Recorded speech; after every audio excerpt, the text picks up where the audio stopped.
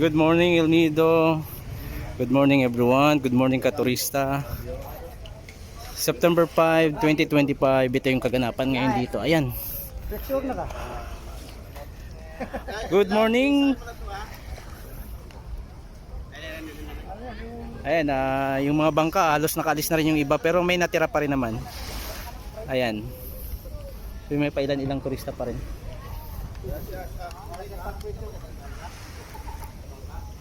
So high tide, malalim ngayon yung dagat. Ayan, napakaganda talaga ng view ng El Nido. Ito makikita natin. Ayan, may mga bangkang paalis na, ready for island tour na yan. Ang ganda ng panahon ngayon kaya maganda talaga mag island tour. Ayan.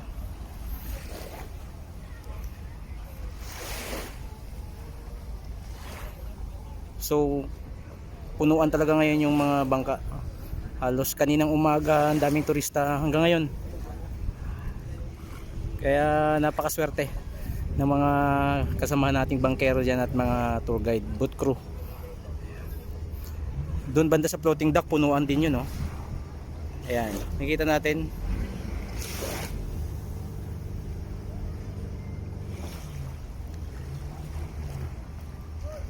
Punong-puno talaga sila ngayon.